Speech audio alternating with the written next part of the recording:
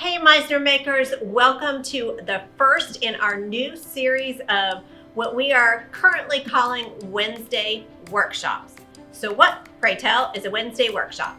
So going forward, our goal is to provide a new video with some kind of educational content each Wednesday. So as noted, they'll debut on Wednesday. We'll take you through a new technique, a new process, a project. We're going to try to keep it kind of quick, simple, and not too time intensive, especially now around the holidays, where for all of us, getting things done is going to be so critically important.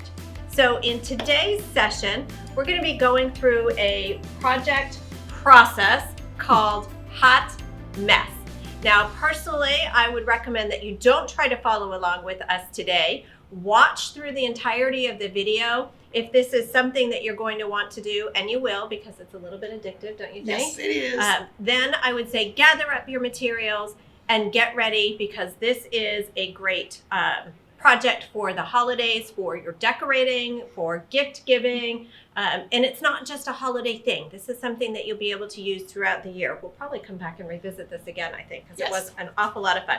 So Jody, exactly what is Hot Mess? Can you tell our Meisner makers about this process? Yes, what Hot Mess is if you'll notice in the background, there's all these different colors. And what it is we've used acrylic and we've splotched it here, there, and whatever, brushstroked it out, let it dry. And then I think the hardest part was picking the design. It was. I spent a long time going, oh, how would that look? Well, how would that? So I think I have 72 in my folder right now of what I wanted to do. Then we cut it out and we transfer it on there. We apply a finish on top of it, let it dry, pull off of our transfer, and voila, we have Hot Mess. And we're going to take you step by step through creating your own Hot Mess canvas, as well as some tips on the supplies that you'll want to have on hand. So to start with, this is a ScanNCut project, or really any digital die cutter will work. But let me tell you why I prefer to work with ScanNCut for this process and a couple of other things. One of the main advantages of the ScanNCut versus some of the other cutters that are out there is that it scans. Now, why is that a big deal? Well, over the weekend, I was working on some of the projects from the Embellish License to Create bundle. So there was there is one project where you're cutting 3 different colors of vinyl. Now, if I had just small bits of vinyl left at home, I could cut this, from scraps. However, if I can't scan my mat ahead of time, I won't know exactly where that gold vinyl happens to be. So by having that scanning process, I can see on my mat, and we'll show you this, exactly where I've positioned my vinyl so that I can cut into that vinyl, or maybe it's a patterned vinyl, and I want to be able to fussy cut over that patterned vinyl. I can see exactly where my cut file is going to end up. So to me, that's a huge advantage. Also, if you're fussy cutting fabric, that's Exactly. a huge advantage. Yep. Because you can cut out exactly what you want and not have to go, oh, I have to move it here, I have to move it there. You scan in your fabric and you move it around and you're ready to go. Yes. So for those of you that have ScanNCuts in the box, now is the time to get it out of the box. Yes. And if you're a little nervous about that, especially right now where there aren't a lot of classes and things that are going on, may I introduce you to, go ahead and hold that up, Jody, to the ScanNCut playbook. Now I know you've gone through this Yes. book almost front to back. Yes, And yes. what are your thoughts on this book? I actually love it. It's very detailed. So what I did was I read the book first, and then I sat down in my ScanNCut and go, touch. And it was like, oh, okay, so why am I afraid of this all this time? Or why is this being such a daunting job to do? And it's like, it's easy peasy if you understand the logic of this is 1, this is 2, this is 3. There's killer features on this machine, so it's a lot of fun. I just spent 3 days playing a whole lot with my ScanNCut. But this, I really do recommend. This is a really good book. And I think the setup instructions at the beginning were really good. So again, if you haven't taken it out of the box, or you've taken it out of the box and that's as far as you've gone, it will walk you through step by step how to set it up, and also how to set up your ScanNCut canvas. The Canvas is the PC software program that is included at no charge. And within Canvas, and we will take a look at that, you can import SVG files, you can combine them, you can do some manipulating, you can resize them, and get them ready so that you know exactly what's going to happen when that file comes to the machine for cutting. So it's a very powerful tool to have, and it came for free with your ScanNCut. So it's definitely something that you want to get set up and have ready to go. And there's 2 versions. Mm-hmm. There's the online. Yep. And there's the one that you work off your desktop. And they don't work necessarily the same, so they do have a little bit of different features. So you really kind of want both of them. Absolutely. And they install at the same time. Yep. So there's no extra work at all. When it requires you to be online, it will ask you, right? For those features, you need to be online. Would you like to be online? And you have that choice. So it's really very, very simple, user-friendly. Read the instructions on the screen and you're ready to go. So we've talked a little bit about what it is and the advantages. What would you do with it? Today we're going to make reverse stencils, so to speak, but you can cut vinyl, you can cut paper, you can make iron-ons, you can cut fabric if you're doing embroidered appliques. For those of you that followed along with us during Vintage Boardwalk, we use the ScanNCut to pre-cut the applique shapes for our machine embroidery. But some other things that you can do with the ScanNCut. There's an embossing toolkit that you can use. So if you're working with lightweight metals and you want to create decorative panels that can be used for different craft purposes, the embossing kit is great for that. There's a rhinestone kit as well. So if you want to make your own rhinestone appliques, ScanNCut will do that for you. You can also put pens or markers in the blade holder. So if you want some beautiful looking script, perfect example. I was working on some of the embellished license to create projects over the weekend, and there are a couple of pieces that work with chalkboard vinyl. My handwriting is not as beautiful as it once was. I'm thinking sticking a pen down in there and writing on my vinyl ahead of time would definitely be the way that I would go the next time. If you're creating gift cards, great way to do it. There's a calligraphy font that's available for this machine. If you are, I'm like big into home dec because I have a little more time at home like the rest of you, the roll feeder will give you the tools that you need to be able to cut approximately a 6-foot single length at a time. So if you like this technique where we're doing some reverse stenciling and you're thinking, ooh, I have a spot on a wall in my home where this would work, this is going to be the perfect tool for you to use to create those types of designs.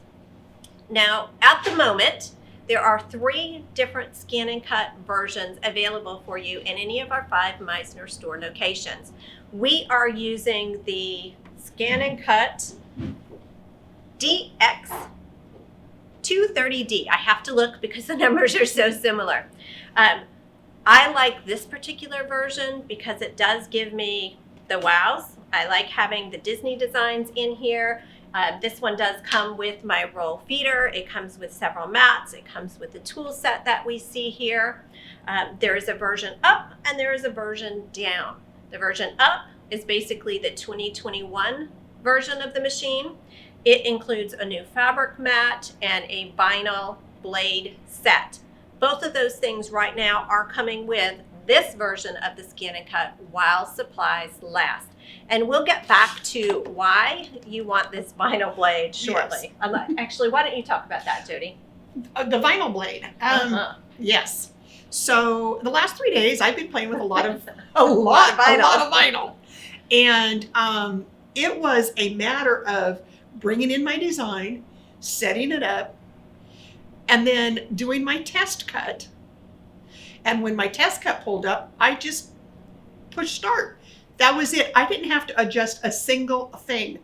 It automatically knew how deep to cut. Now, another cool feature on this is it has a half cut, or it'll do a full cut. And when you're doing vinyl, you only want a half cut because you don't want to cut through the backing, whether you're doing vinyl that is heat transfer vinyl or just this vinyl that we're going to be using today. You don't want to cut through all of it because first of all, when you cut through all of it, you got to take off the back. Exactly. And it stays on your mat and it's just extra work. Yeah. So this is an iron-on. It's cut this way with a half cut. We remove the excess, which we'll demonstrate for you. It's called weeding. And now you have a transfer that you would take to whatever fiber you want to adhere it to, and then just iron it in place. Now, with this design, you can see in particular where the eye is dotted. If all of this came apart, if you didn't have your carrier sheet still attached, you'd have to figure out where to put that eye in relation to the word believe. Now, for this project, that's not a big deal. But cameraman Joel, can you see the little black t-shirt right here? It says, "'Tis the season to sparkle." So you can see on something like this that has a lot of, several lines of text, why it would be so important to make sure that you have that carrier sheet still attached to your vinyl so that when you iron it on, it all ends up exactly where you wanted it. It's just like testing for your embroidery to get that embroidery design in exactly the right spot. Okay, so let's see. I think we have covered all of the tools that we're going to be using. So the bare basics for hot mess canvas. You need a canvas. You're going to want some acrylic paint. We're going to talk more about that in a moment. You will need some temporary vinyl, or I would recommend that you use, this is the vinyl for making stencils. Right, so I would recommend that you have some of that on hand because we do need to be able to remove it. You're also going to need some transfer tape, and you will need your ScanNCut, your weeding tools.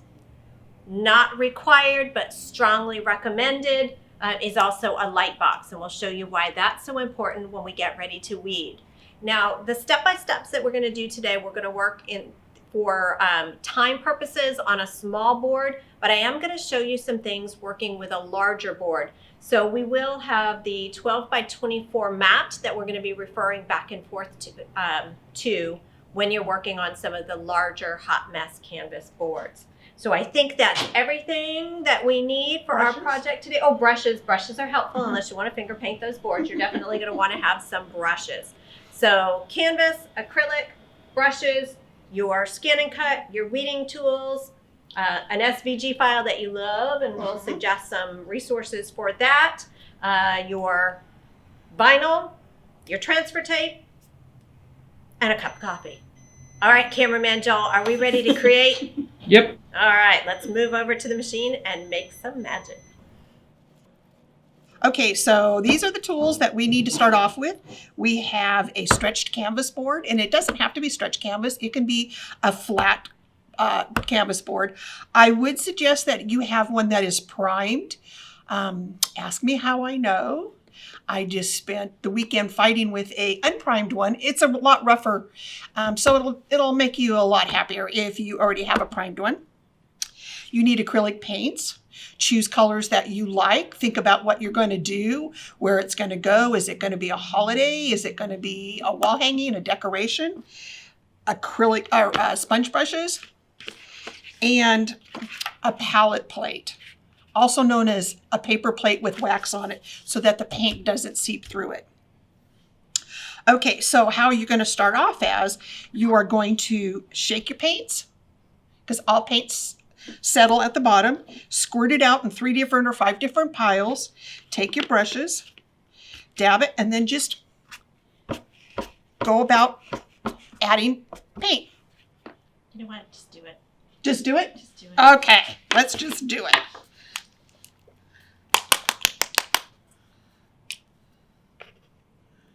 And you really don't even have to clean your brushes. You can do it all with one brush if that's what you'd like to do.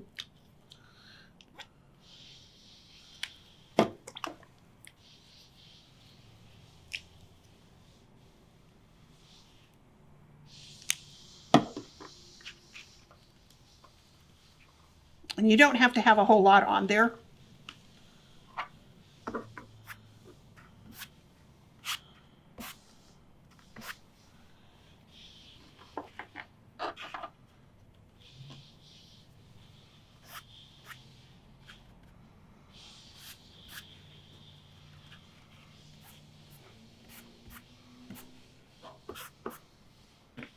I'm gonna dirty all your brushes. You brought them for me to play with.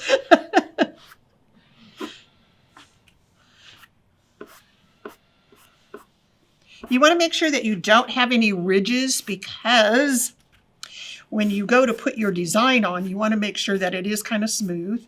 If you notice, you put paint on top of some of the other colors, you create new ones, which can be a lot of fun. This is called a hot mess for a reason. It doesn't have to be perfect. We're just adding color.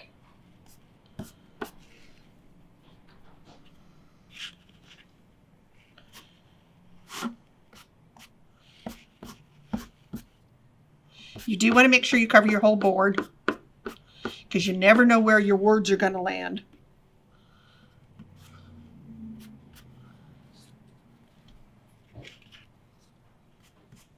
Got some green up there.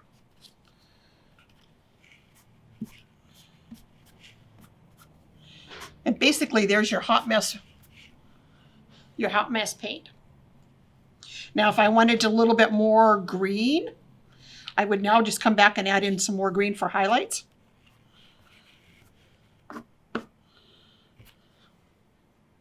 You know what you're going to do with this? I kind of like this. Right, it is? Looking good. Okay. Anything else you want to add to it? Nope, I think that's phenomenal, just like it is. Okay. So that's how you do your hot mess.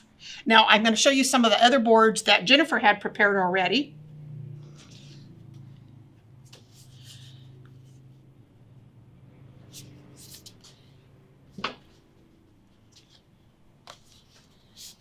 That's a great Christmas one. Mm-hmm. My favorite colors.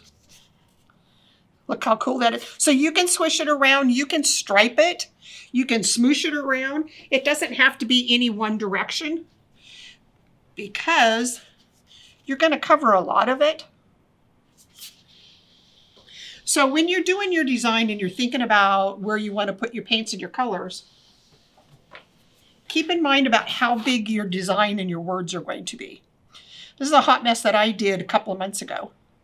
And I have big letters, so you're seeing a lot more of the background color. And on this one, I kind of turned all my paints into mud and smooshed it around a lot so that I got more of a blended going from one color to the other. So there's several different ways that you can do this technique. Next, we need to let it dry. Because if you go to try to put it on now, nothing's going to stick to it. You can use a hairdryer to blow this dry. Takes about 15-20 minutes, and then I would completely wait for it to completely cool down before I went any further and started putting my vinyl on it.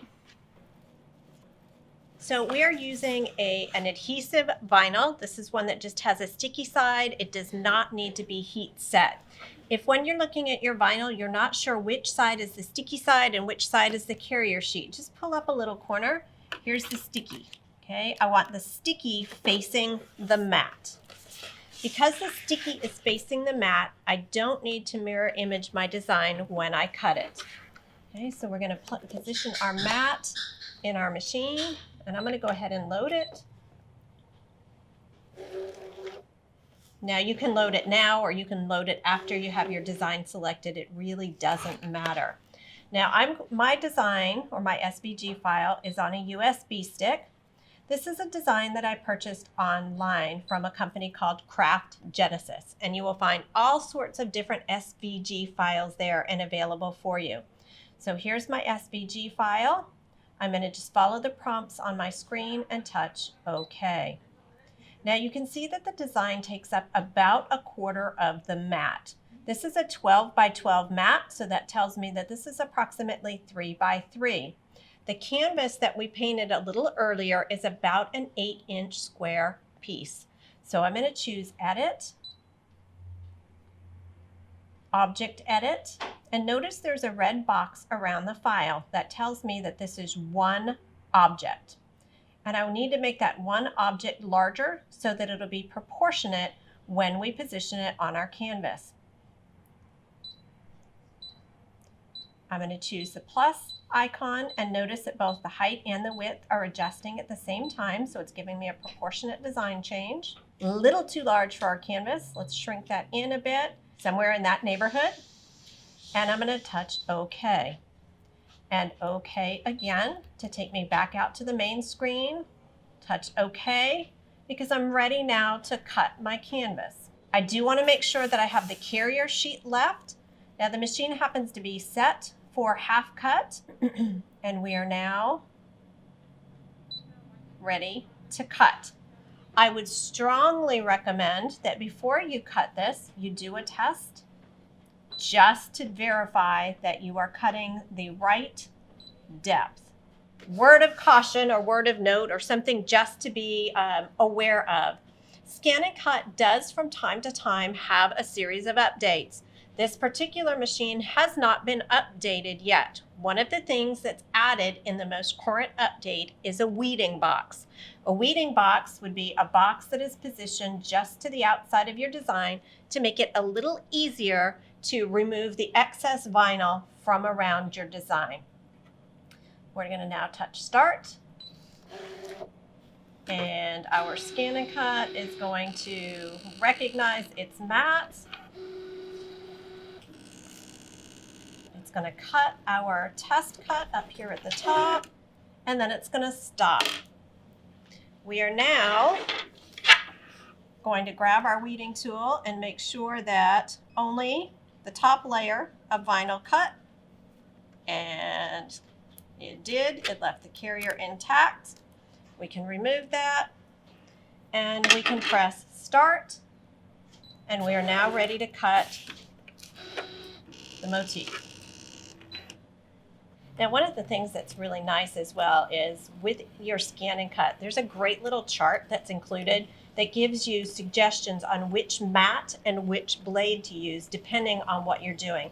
And I keep that handy because I don't get to use my my tools. I don't get to go to my playroom as often as I would like. So it's helpful for me, and I usually just keep that little chart right in the tool tray in the front of my ScanNCut. That's a really good idea. Yeah. Now, while this is cutting, the next thing that I would be doing, if I were in the privacy of my own studio, would be to grab my wafer light so that I have that light box to use when we get ready to weed or remove the excess vinyl from around our design.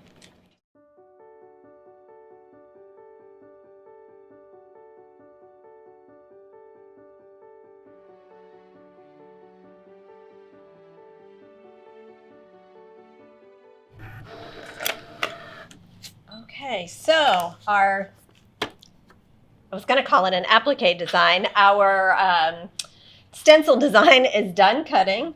We're going to say okay, and we're going to unload the mat from the machine. So the next step is for us to weed this design. So we're going to grab that light box now because it is a whole lot easier to weed when we can see those lines. I don't know about you, but it is next to impossible for me to see what's happening here. So let's get our light box. So a couple of things that I want to mention. One is when you set up your ScanNCut, make sure that you register it. That way you will receive the notifications about updates. So things like the weeding box that we didn't use earlier when we cut this particular piece out.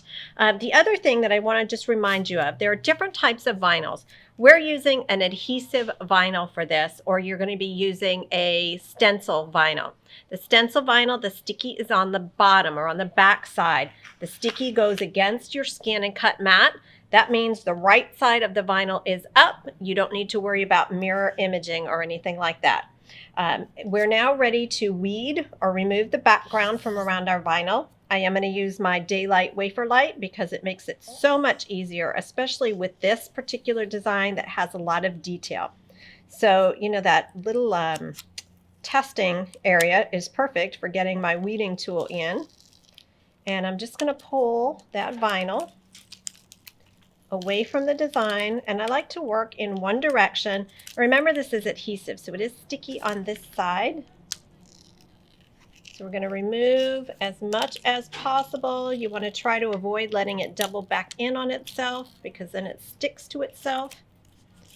Back in the design area anyway. And what you're removing, it doesn't matter if it sticks to itself. So we're going to remove this one section at a time.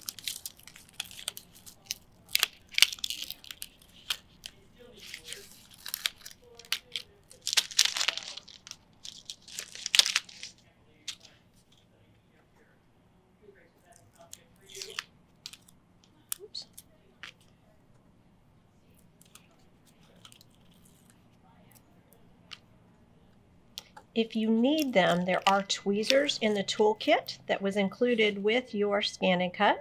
Sometimes that can be helpful to pull the vinyl up out of those little tiny spots. And with that new vinyl blade, I've been able to cut some just really detailed, delicate, little tiny things. Also be careful that you don't drop those little bits back down onto your file. You don't want to end up with them stuck somewhere that they don't belong. So when I'm doing this, I like to prep multiple canvases at a time because, as Jody mentioned, you do need to let those canvases dry completely before you go back with the next step in the process. Your vinyl is not going to stick to damp paint. I like to set mine out overnight, get my cutting and my weeding done. Then the next day I'll go back and do the paint step, the top coat step, which we have not shown our makers yet. Okay, so our vinyl is weeded and we are ready for the next step on the canvas itself. Now remember, the adhesive is on the back side of our vinyl. We need to get that vinyl off of the carrier sheet and somehow onto our canvas. And to do that, we're going to use something called transfer tape. Transfer tape is sticky on one side.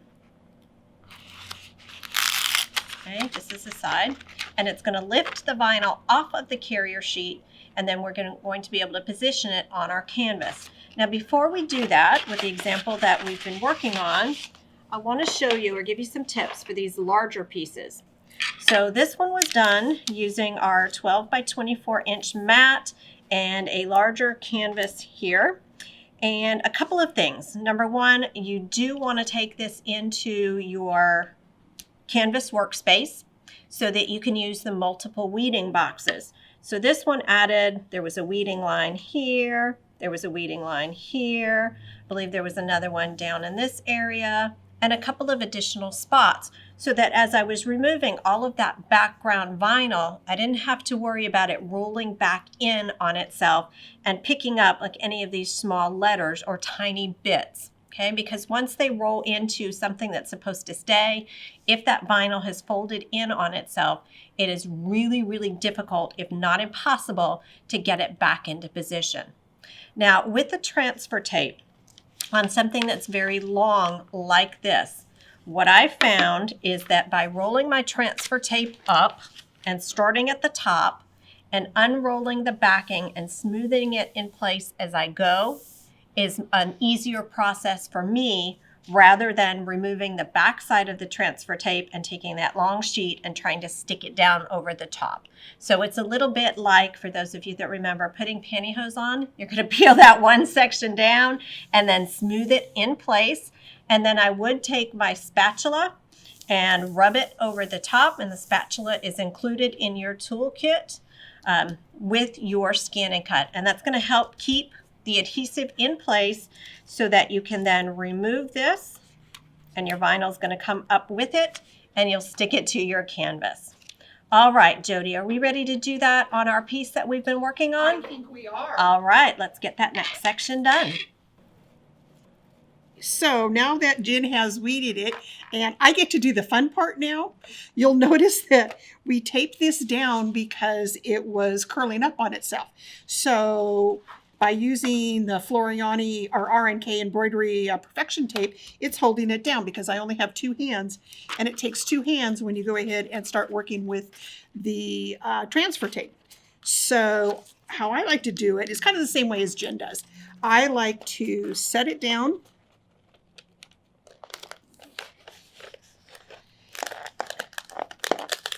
and little by little pull it off. Pull the white part off the back. And I actually usually do it in the other direction so I can see what I'm doing, but you wouldn't have been able to see it because it was curling up on itself.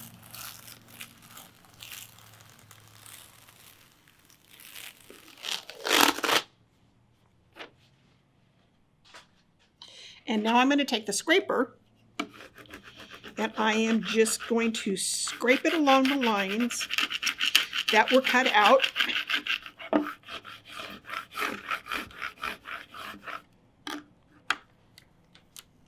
And because it's magic,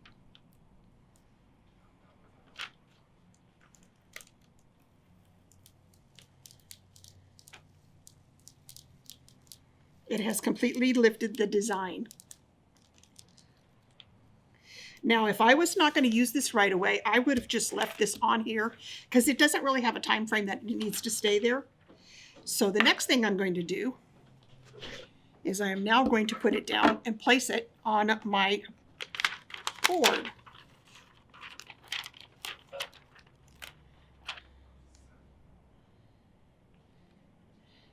I'm just going to eyeball this.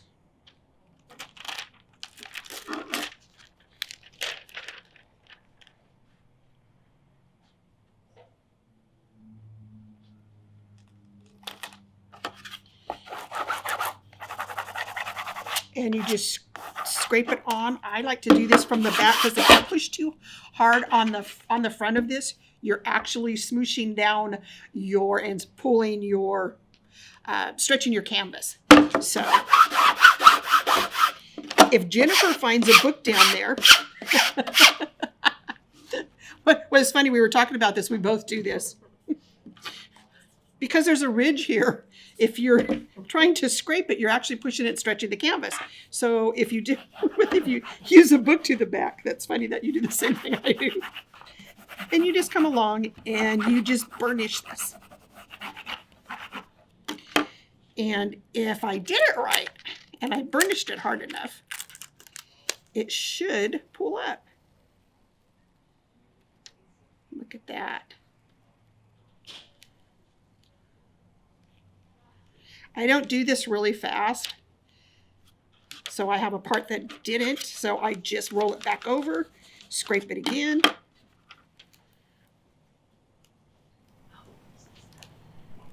And now for this project, we're just using this as a temporary application. If this were going to be my final product, at this point we would be done. So you can use the same process to attach your adhesive vinyls really to any flat surface. We're just going one extra step on this vinyl. And this vinyl is reusable, so do not throw away its carrier sheet.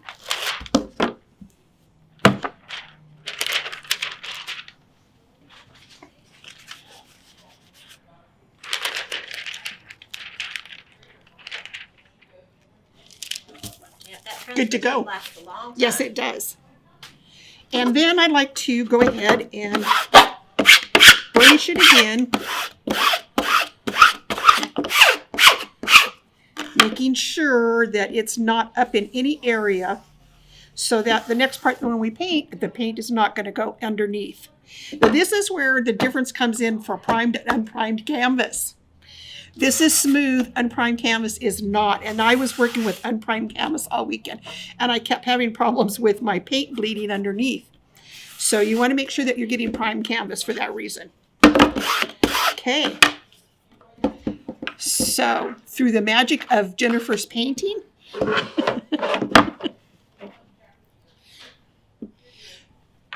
she has used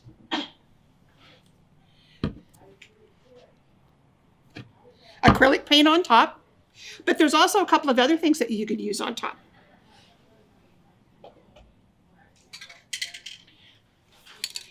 You can use spray paint. And when you use spray paint, you start over to the outside and you spray light coats and stop to the outside. That way you don't get any stop and starts. And you do light coats, let it dry in between. And it does the same thing. I would use matte, not glossy. But you can use spray paint to also do this part. Okay, so now I'm going to show you 3 different brushes that you can use to paint your canvas with. You can stencil around the edges, and you don't want to use a whole lot of paint when you stencil because you don't want to have the possibility of pushing paint up underneath your vinyl. You can use a sponge brush. Again, you don't want a whole lot of paint on there so that you have the possibility of pushing it, or you can just use a regular brush. Now, this is like one of my favorite brushes. I've had it for close to 40 years, so it gets well used, and this is what I paint my canvases with. instead of sponge brushes. But anyway, so you have 3 different options of brushes. So it's not really high technical tools to put the varnish, the top coat on.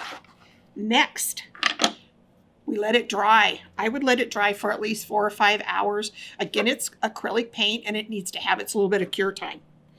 If you get really antsy, like I do sometimes, I start pulling it up like right away because I want to see what it looks like. And we ready for the unveiling? Find an area and just start pulling it up.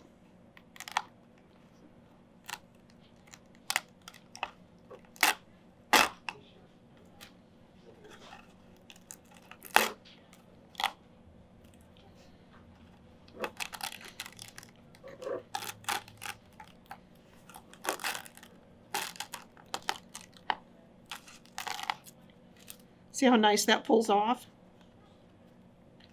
Nice clean lines, which was not what I was getting. The importance of primed canvas. Yes, who knew?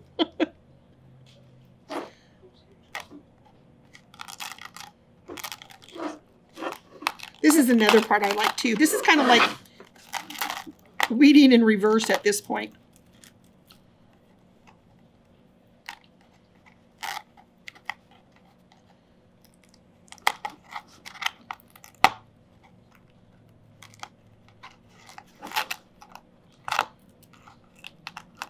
You can't really do this really fast because you don't want to accidentally rip it. But it's very important that you don't create puddles underneath or leave heavy paint on your canvas because it'll leave streaks and you don't want to get it forced underneath your vinyl if you happen to not get it down completely in one area.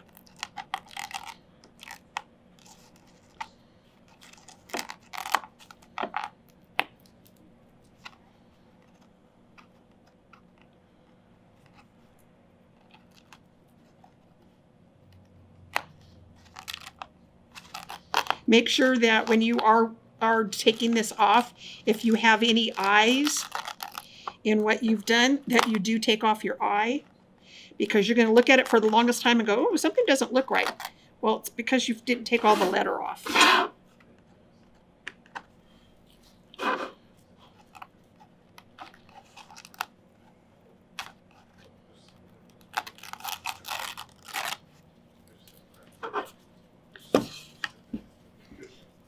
That's all there is to it.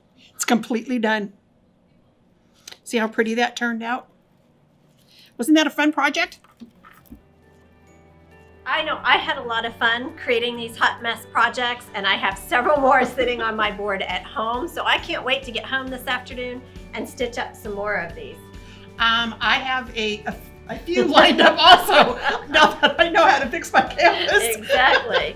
So if you have any questions about what you saw in today's video, or you want to share photos of the hot mess canvases that you decide to create, or you need any of the supplies for your hot mess canvas, please contact us at info@meisnersewing.com. We'd be delighted to get back with you and provide you the information that you need. If you are just stumbling across this video and you're like, tell me more about these ScanNCuts, again, contact us at info@meisnersewing.com or give us a call at 916-920-2121 and we can help you select the right model ScanNCut for you. We'll see you next time for our next Wednesday workshop.